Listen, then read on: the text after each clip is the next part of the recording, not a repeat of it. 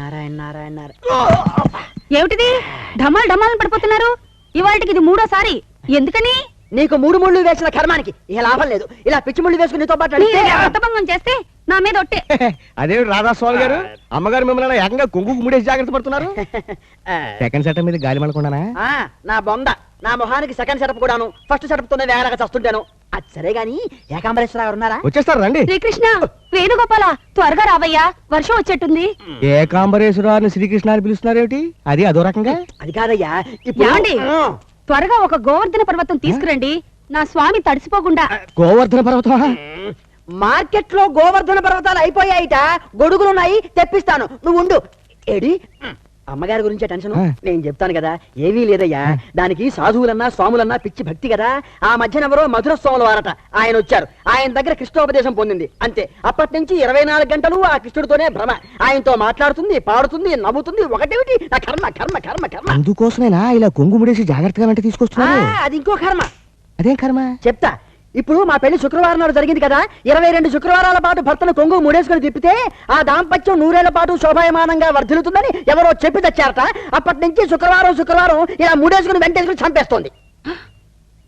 ఏమండి, మనం ఇక్కడ ఎంతసేపు ఉంటాం? ఎందుకుట? వెంటనే రేపల్లి వెళ్ళాలి. ఏమిటో ఎందుకో స్వామి ఒకటే మన్ను తింటున్నారట. అలా తింటే లివర్ దెబ్బ తినిపోదండి. అలా తిందమ్మా. మన్ను తినంగానే శిశువునో ఆకుంటిలో వెరినో అని తనే తేల్చి చెప్పేశాడు. ఏమీ లేదు, సోమవారం శుభ్రంగా ఉన్నారు. నేను ఇప్పుడు ఎక్కడి నుంచి వస్తున్నాను. మీరు లోపలండి, ఏకాంబరేశ్వరరావు వచ్చే టైం. పద రండి. బాబా, కొంతమంది సినిమా యాక్టర్ షూటింగ్ ఉన్నా లేకపోయినా ఇగ్గెట్టుకుని మేకప్ వేసుకుని పెద్ద డిమాండ్ ఉన్నట్టు బిజీగా తిరుగుతారు. నిజమేనా? ఇప్పుడు నన్ను చూసి ఆ ప్రశ్న ఎందుకు వేయాల్సి వచ్చిందిరా? ఏం లేదు బాబు, తమరు ఇలా నల్ల కోట్ వేసుకుని పొద్దుగాలే టెన్షన్ గా కోర్టుకెళ్ళి అక్కడ బయట చెట్ల కింద బల మీద కూర్చుని సాయంకాలం టెన్షన్ గా ఇలా వచ్చేస్తుంటే చూసే వాళ్ళందరూ వచ్చి వీరికి ఇంత ప్రాక్టీసా అని.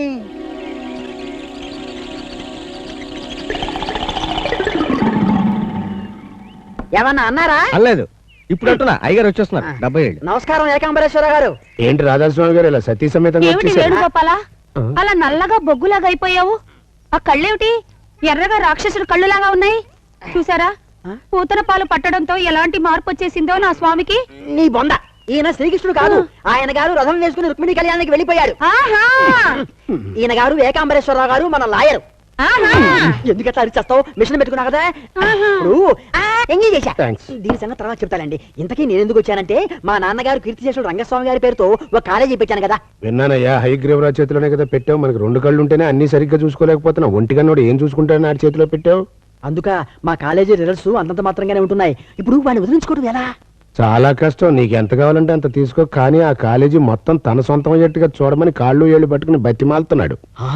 నల్ల డబ్బు ఉంది కదా అని వాడి పేరు పెడితే హారిపేనుగా. ఇప్పుడు ఇంకా కాళ్ళు పట్టుకునే ఉన్నాడా, వదిలేశాడా? నేనెందుకు వదలనిస్తాను? 50,000 చేదా? ఇదిగో వాడేమో వెనకాతల ఉండి గోతులు దవుతున్నాడా, నువ్వేమో ముందుండి సహాయం చేస్తున్నావా? ఇది చాలా అన్యాయం ఏకాంబరం. నేను లాయర్నయ్యా. అవసరమైతే కాకిని చూపించి కొంగని వాదించి నమ్మించి డబ్బు తీసుకునే గోత్రం నాది. శ్రీకృష్ణ, వేణుగోపాల, ఇది అన్యాయం స్వామి. సత్యభామకి పారిజాతం, రుక్మిణికి తులసి మొక్కన్నా. ఏమండి, మీరు లాయర్ కదా, రుక్మిణీదేవికి కూడా పారిజాతం ఇప్పించరా? అలాగే. చూడు రాధాస్వామి, నేను చాలా సెంటిమెంట్ ఉన్న దుర్మార్గుండయ్యా. నీకు న్యాయం జరిగేట్టుగానే చూస్తా. కాకపోతే ఆడు 50,000 ఇస్తానంటున్నాడే. 50,000 నేను ఇస్తాగా. నువ్వు కూడా 50,000 అంటే? ఏమండి, త్వరగా ఆయన ఇచ్చింది మీరు పుచ్చుకొని రుక్మిణీదేవికి న్యాయం చేకూర్చరా?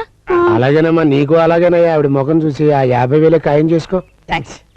కాకపోతే నేను చక్రం తిప్పుతూ వెనకాల ఉంటాను. నువ్వు ఆ ఒంటికన్నుడి దగ్గరికి వెళ్ళి ఏమీ తెలియనట్టు అసలు ఈ కాలేజీ ఎట్ట ఎందుకుంది, దీని కథ ఏంటి, కమామిషి ఏంటి అని జాగ్రత్తగా రాబట్టు. వెళ్ళు. అలాగే. లేవే, రుక్మిణికి కూడా పారిజాతం ఇస్తాన్నారు. పద వస్తా. ఏంట్రా ఇది? ఇంత స్వచ్ఛమైన బియ్యం ప్రజలకు సరఫరా చేస్తే వాళ్ళు తిని ఆరాయించుకోవద్దు, సచ్చూరుకుంటారు. రాలగలపండి. ఇలాగే మీరు ఒకసారి ఎరువులో కలిసి చేస్తే యదబాబు గారు మిమ్మల్ని 2 ఏళ్లు జైల్లో పెట్టించారు. మళ్ళీ బియ్యంలో రాళ్ళు కలపండి. పళ్ళు రాలిపోతాయి ఇంకోసారి ఆ కొత్త కూర్చామంటే. బియ్యంలో రాళ్ళు కలపని ఎవరా నీకు చెప్పింది? రాళ్లలో బియ్యం కలపను.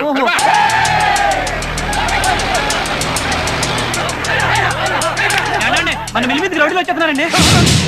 మన కల్తీ సంగతి జనాలు తెలిసిపోయినట్టుందిరా. మొత్తం కప్పేయండి. నేను లేనని చెప్పండి. మా బావ ఎక్కడ్రా? ఎక్కడా ఎక్కడా?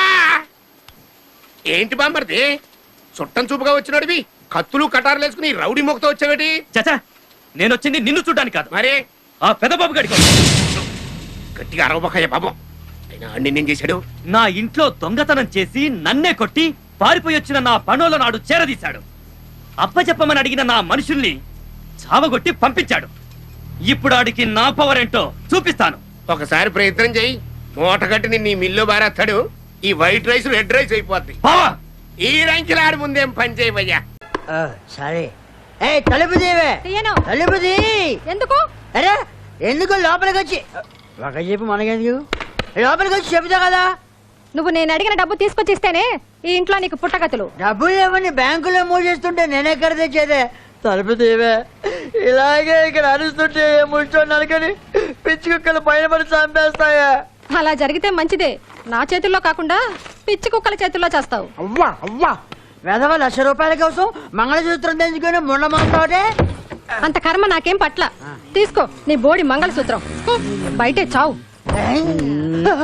ఏంటి ఇది? చెప్పునే కాలు కింద ఉంచుకోలేనాడివి నీ పెళ్ళాన్నే ఉంచుకుంటావయ్యా? అప్పుడు అబ్బోయ్, లక్షలు ఖరీచేసే చూన్లు శ్రీరంగం బ్రదర్స్ దగ్గర బోల్డ్ ఉండుంటాయి కదా. ఆ చూడల పుస్తకాల్ని మెయింటైన్ చేసేది నేనే. నాకే చెప్తాను. అబ్బా, మరి ఇంకే మెల్లగా అక్కడి నుంచి మాయించేయండి. మన దగ్గర ఒక క్యాసెట్ కంపెనీ వాడు ఉన్నాడు. మంచి ధర కమ్ముదాం. ఆ తర్వాత చెరసగం పంచుకుందాం. మందు మీద ఒట్ట? మంగళసూత్రం మీద ఒట్టు. అయితే ఓకే.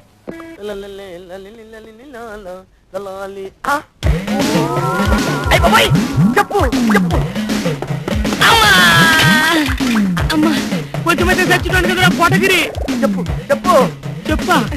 ఏం చెప్పమంటావు? చెప్తే విన్నావా? చెప్తే విన్నావు కదా. చెప్పు చెప్పు.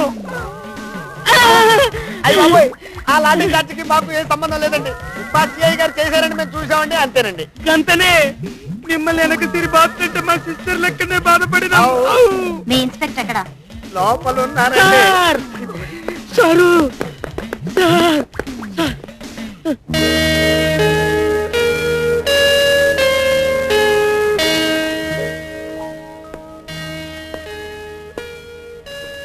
అయ్యి బాబోయ్ దగ్గరికి వెళ్ళకండి సార్. పెళ్లి కావాల్సిన అయిపోతారు. షడప్.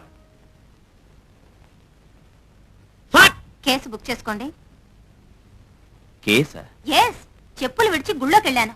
తిరిగి వచ్చేసరికి కోతి ఎత్తుకుపోయి గాలిగోపురం మీద కూర్చుంది. కోతి నుంచి నా రెండో చెప్పు నాకు తిరిగి ఇప్పించండి. This is too much. Yes, it's really too much. It cost 150 rupees. 150 రూపాయలు. రేట్ అయితే మంచిగా చెప్పింది సారు. నిన్ననే మావిడ కొన్నా. లుక్, చెప్పులు సవరాలు పక్క పిన్నిసులు పోతే వెతికి పట్టుకురావడానికి కాదు మా డిపార్ట్మెంట్ ఉంది. Now please get out. చేతకాని డిపార్ట్మెంట్ కి చెప్పుకున్న ప్రయోజనం లేనప్పుడు ఈ ఒక్క చెప్పు నాకు దేనికి? మీరే ఉంచుకోండి. ఈ చెప్పు మా ఆవిడకి కరెక్ట్ గా సరిపోద్దండి. కోటగిరి, ఆ చెప్పులా